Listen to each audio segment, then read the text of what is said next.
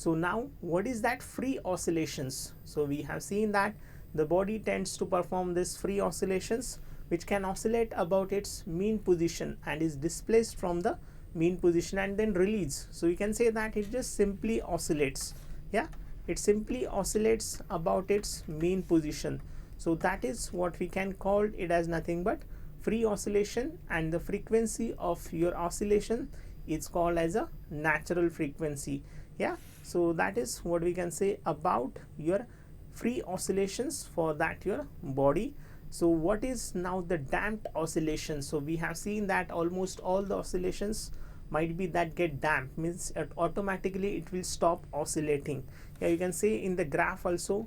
So it starts decreasing, the amplitude starts decreasing, the displacement in this case it is given by this above equation. A is equals to a naught e to the power minus bt upon 2m cos of omega t plus phi, where this a naught e raised to minus bt upon 2m is the amplitude of oscillator which decreases continuously with time and omega, since it is an exponentially decay graph. That e raised to minus that x, let's say for example that b is the damping constant. So for that particular case where we have seen that obviously it is continuously decreasing and then finally it stops swinging on a swing. If you just stop to apply that external driving force, then you will find that automatically after a certain interval of time or after a certain time it automatically stops.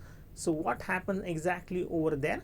Its amplitude starts decreasing and then you will find that finally it becomes zero. The amplitude becomes zero with respect to time.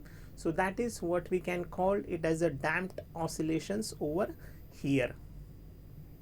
Now we will see what do you mean by damped oscillations. So the mechanical energy of that damped oscillations at any instant t is given by this equation, that E is equals to half Ka naught square e to the power minus bt upon m, that damped oscillation which will die out after some interval of time.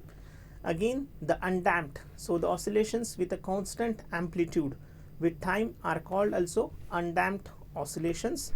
So this is non-harmonic oscillations.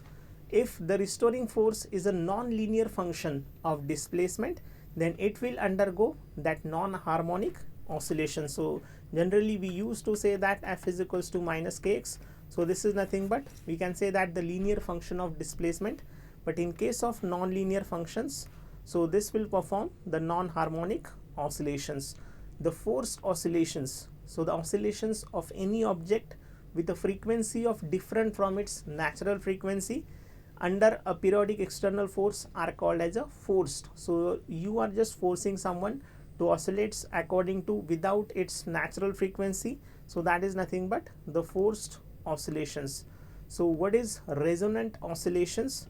So in case of resonant oscillations, when an external force is applied on an body whose frequency is an integer multiple of a natural frequency of the body, then its amplitude of oscillations increases, and these oscillations are called as a resonant oscillations.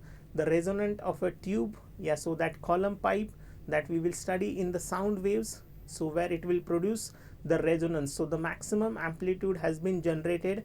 You might have heard one example of your marching of soldier on the bridge, where they asked just to stop that marching if the frequency of marching and the natural frequency of that bridge, if it just you can say match, then the bridge might get collapse.